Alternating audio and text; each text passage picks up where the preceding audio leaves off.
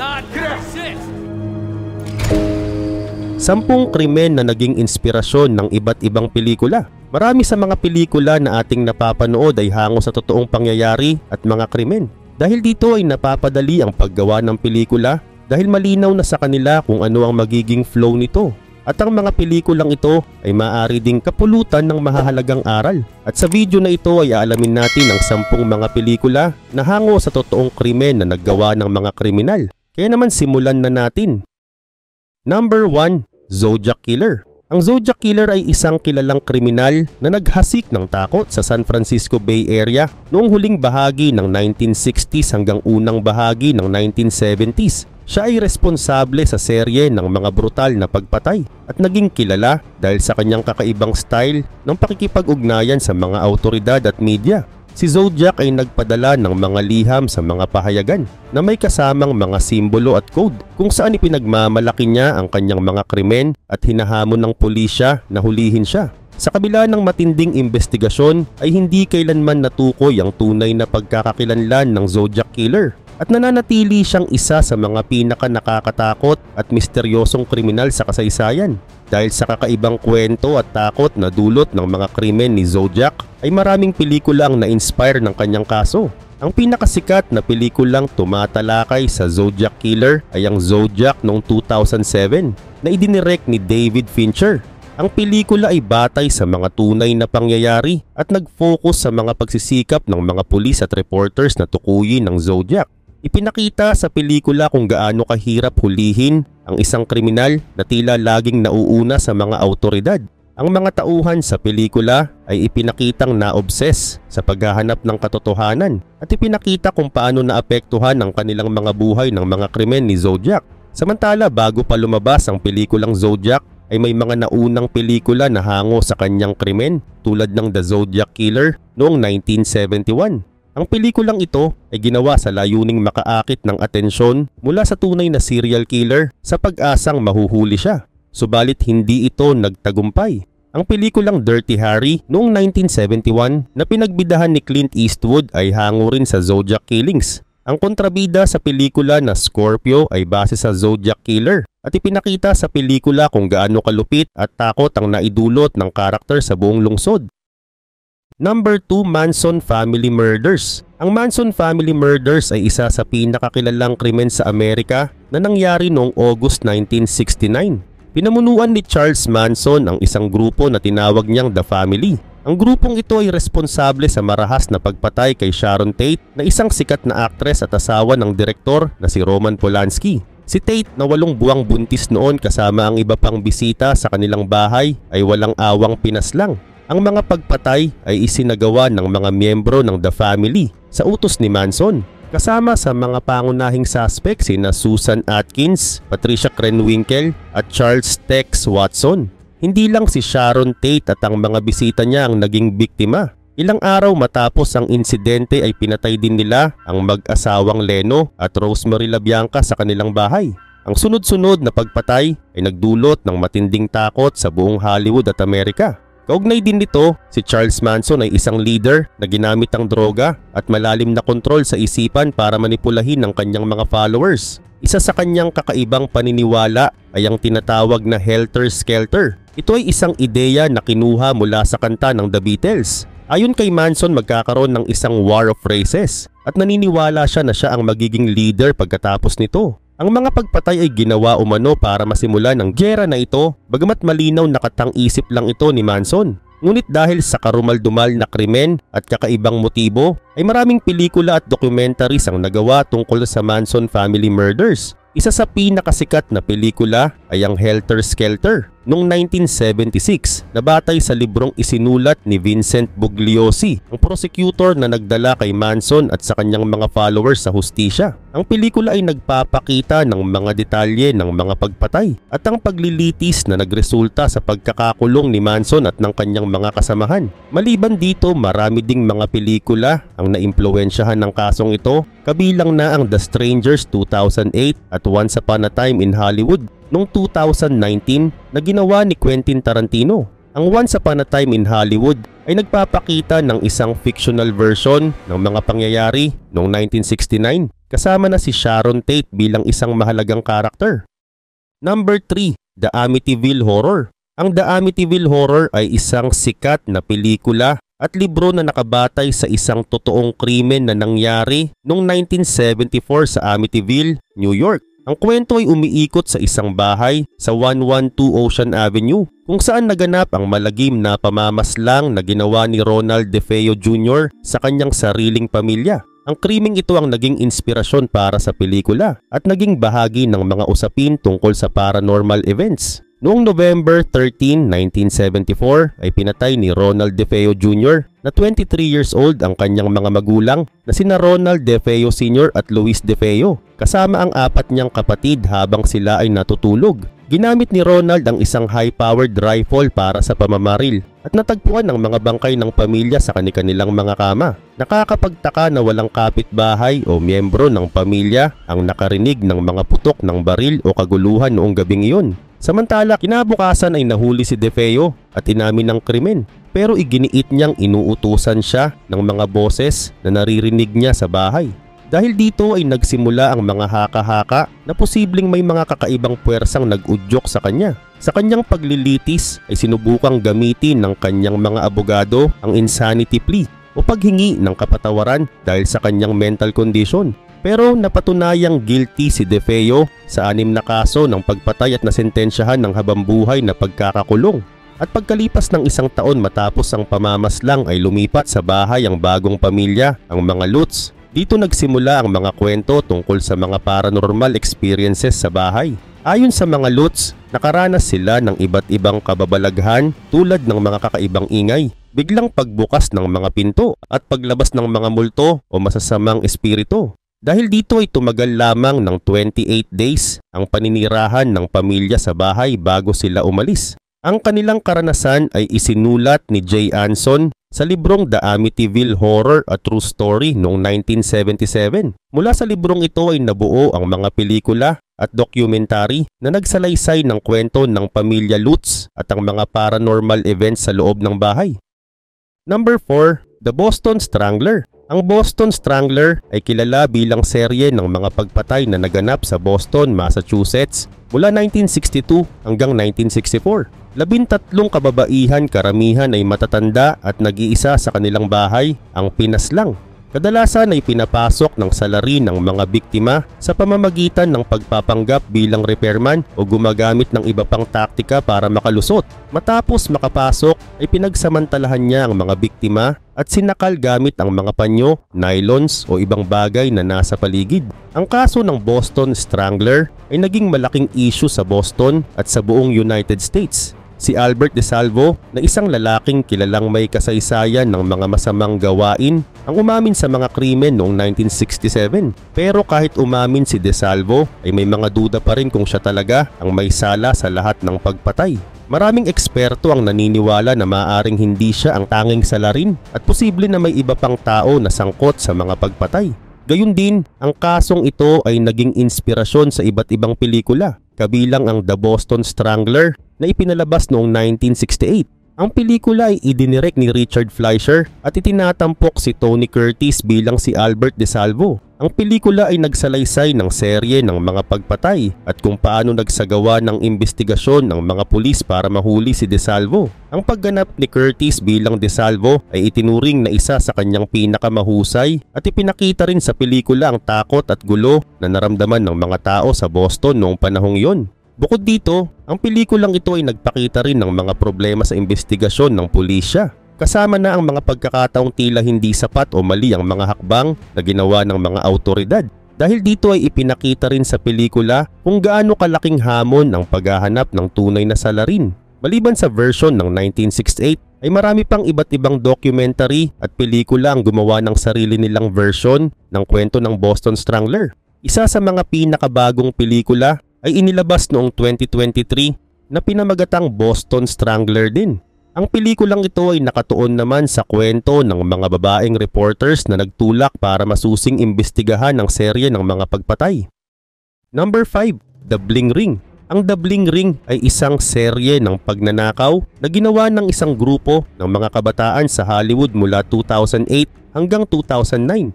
Nilooban nila ang mga bahay ng mga kilalang tao tulad nina Paris Hilton, Orlando Bloom, Lindsay Lohan at iba pa. Dahil sa kakaibang paraan ng kanilang pagnanakaw at ang kanilang paggamit ng social media ay naging tanyag ang kaso. Ang mga pangyayaring ito ang nagsilbing inspirasyon para sa pelikulang The Bling Ring na idinirect ni Sofia Coppola noong 2013. Ang grupo ay binubuo ng mga kabataang naninirahan sa Calabasas, California na karamihan ay mga estudyante. Pinamunuan ito ni Rachel Lee kasama ang mga kaibigang sina Nick Prugo, Alexis Neyers at iba pa. Ginamit nila ang social media at mga entertainment websites upang malaman kung kailan wala ang mga celebrity sa kanilang mga bahay. Kapag nakita nilang wala ang mga ito, ay pumapasok sila sa mga bahay sa pamamagitan ng mga bukas na pinto o bintana at nagnanakaw ng mga mamahaling gamit tulad ng jewelry, damit at pera. Isa sa mga paborito nilang puntahan ay ang bahay ni Paris Hilton na sinasabing madalas na iniwang bukas at walang masyadong security. Paulit-ulit nilang nilooban ang kanyang tahanan na nagnakaw ng mga gamit tulad ng mga mamahaling bag, jewelry at designer na damit. Bukod kay Hilton ay nilooban din nila ang mga bahay ng iba pang sikat tulad ni Orlando Bloom, Megan Fox at Lindsay Lohan na nawalan ng mga mahahalagang ari-arian. Samantala nakilala ang grupo dahil ipinapakita nila sa social media ang mga gamit na kanilang ninakaw. Nagsusuot sila ng mga damit at accessories ng mga celebrity na kanilang ninakaw at pinopost nila ito online. Ang mga larawang ito at pati na rin ang mga surveillance footage mula sa bahay ni Orlando Bloom ang nagsilbing ebidensya upang mahuli sila. Kaugnay din nito, noong 2013 ay inilabas ang pelikulang The Bling Ring na ipinakita ang mga totoong pangyayari ng krimen. Pinakita sa pelikula kung paano nagsimula ang grupo, paano nila isinagawa ang kanilang mga pagnanakaw at ang mga epekto nito sa kanilang mga buhay. Number 6. The Black Dahlia. Ang The Black Dahlia ay isa sa pinakakilalang kaso ng pagpatay sa Amerika. Ito ay tungkol kay Elizabeth Short na isang batang actress na natagpuang patay sa Los Angeles noong January 15, 1947. Ang katawan niya ay biniyak sa dalawa at may mga bakas ng matinding pagpapahirap. Tinawag siyang The Black Dahlia ng media dahil madalas siyang magsuot ng itim na damit at ang kanyang buhok ay kulay itim. Ang pangalan ay hango rin sa isang sikat na pelikula noon na The Blue Dahlia. Sa kabila ng matagal at malawakang investigasyon ay hindi pa rin nalalaman kung sino ang pumatay sa kanya, kung kaya't patuloy itong pinag-uusapan at binabalik-balikan ng mga tao. Samantala dahil sa misteryo ng kanyang pagkamatay ay maraming mga pelikula at libro ang hango sa kasong ito. Isa sa pinakakilalang pelikula ay ang The Black Dahlia noong 2006 na kung saan ang direktor nito ay si Brian De Palma. Ang pelikula ay batay sa isang nobela ni James Ellroy na gumagamit ng katang-isip na kwento upang ilarawan ang mga kaganapan sa kaso. Bagaman hindi exact statements ng actual na krimen, ay ipinapakita nito ang madilim at masalimuot na buhay sa Los Angeles noong 1940s at ang epekto ng pagpatay sa mga characters sa kwento. Ang pelikula ay pinagbidahan ni Josh Hartnett, Scarlett Johansson at Hilary Swank. Gayun din naman ang The Black Dahlia ay hindi lamang tungkol sa krimen, kundi pati na rin sa kultura ng Los Angeles pagkatapos ng World War II. Ipinapakita din sa pelikula ang madilim na mundo ng lungsod mula sa mga sindikato ng krimen katiwalian ng mga pulis hanggang sa mga batang nangangarap na maging sikat sa Hollywood. Ang pelikula ay may noir style na popular noong 1940s at 1950s at puno ng tensyon at misteryo.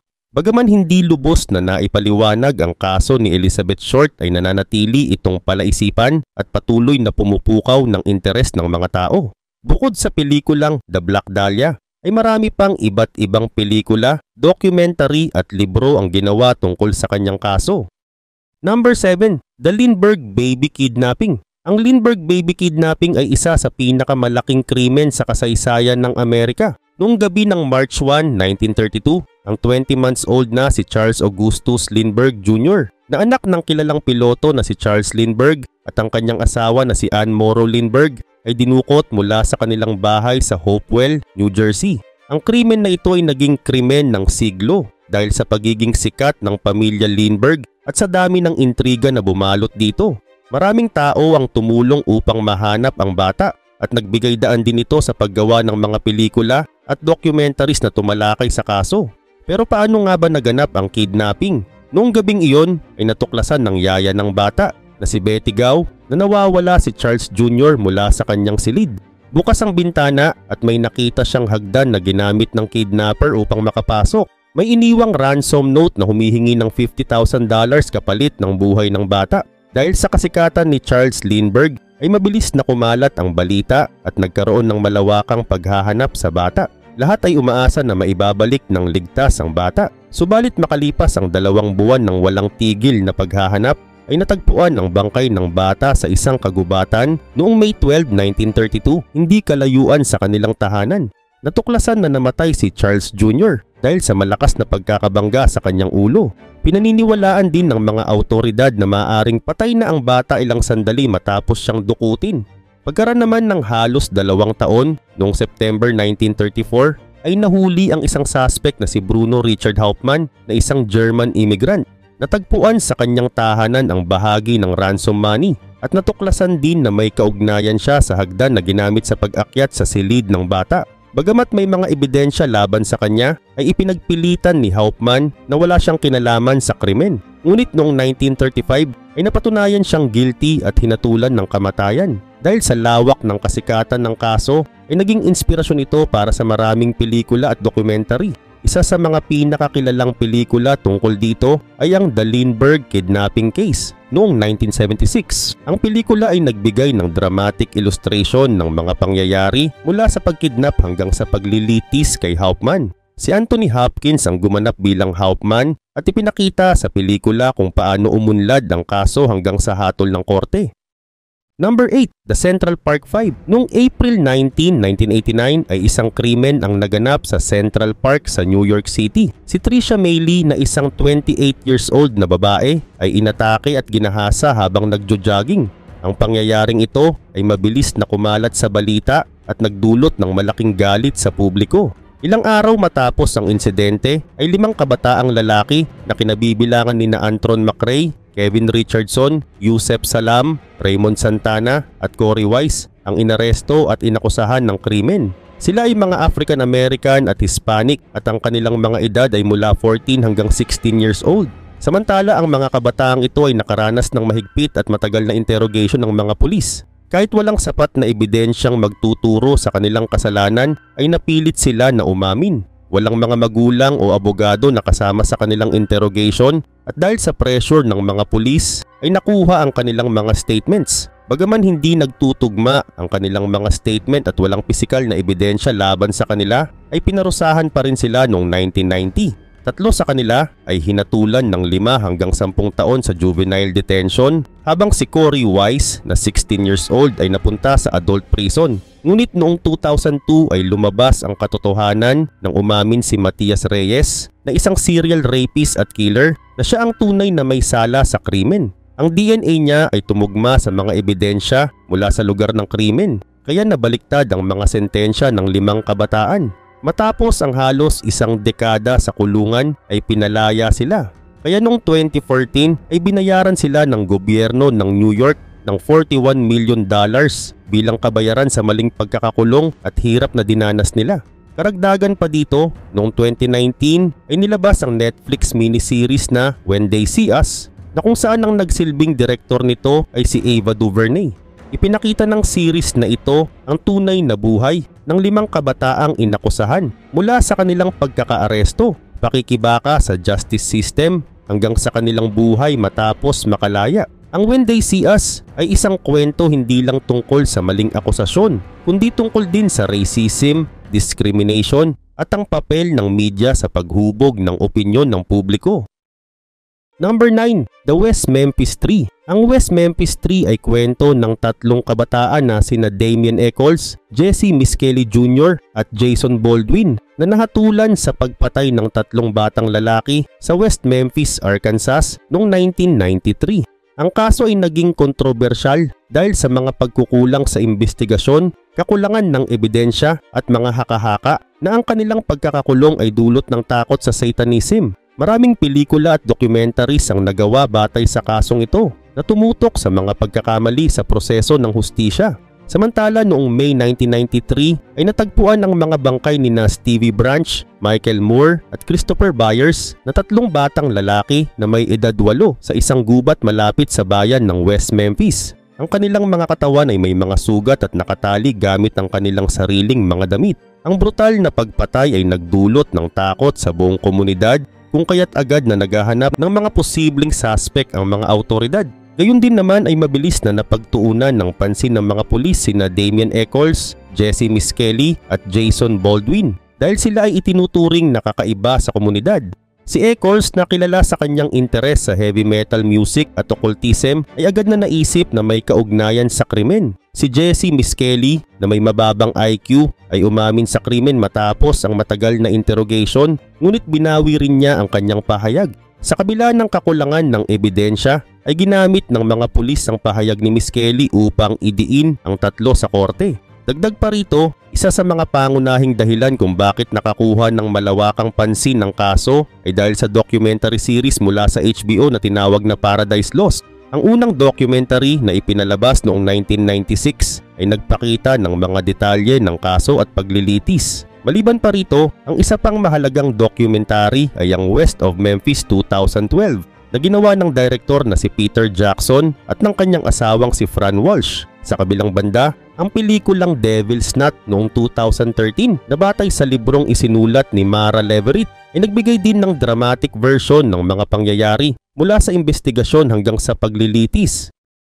Number 10. The Great Train Robbery. Ang Great Train Robbery ay isa sa mga pinakasikat na pagnanakaw sa kasaysayan ng Great Britain. Nangyari ito noong August 8, 1963 kung saan ang isang grupo ng mga kriminal sa pamumuno ni Bruce Reynolds ang nagnakaw ng 2.6 million euro mula sa isang tren ng Royal Mail sa Buckinghamshire. Sa kasalukuyang panahon, ang halaga nito ay katumbas ng halos 53 million euro. Ang krimen na ito ay ikinagulat ng buong bansa at naging inspirasyon sa mga pelikula at palabas sa telebisyon.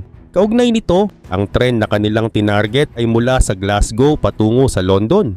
May dala itong mga sako ng pera mula sa iba't ibang bangko. Gamit ang isang pekeng signal ay napilitang huminto ang tren. Pagkatapos ay mabilis na inatake ng mga magnanakaw ang mga tauhan nito. Binugbog nila ang driver ng tren na si Jack Mills upang mapilitang buksan ang mga lalagyan ng pera. At matapos makuha ang mga pera ay mabilis silang umalis dala ang kanilang ninakaw.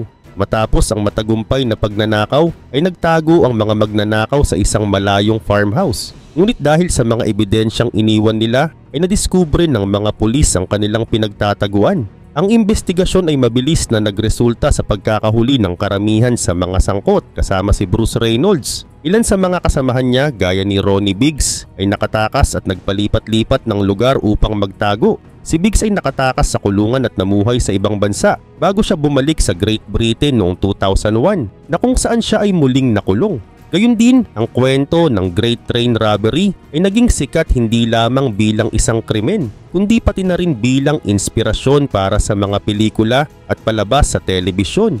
Noong 1979 ay isang pelikula na pinamagatang The Great Train Robbery na isinulat at idinirect ni Michael Crichton ang ipinalabas. Bukod dito, noong 2013 ay gumawa rin ng BBC ng isang 2-part na miniseries na may parehong pamagat. Ipinakita rito ang mga pangyayari bago at pagkatapos ng krimen, kabilang ang pagsisikap ng mga pulis na mahuli ang mga kriminal.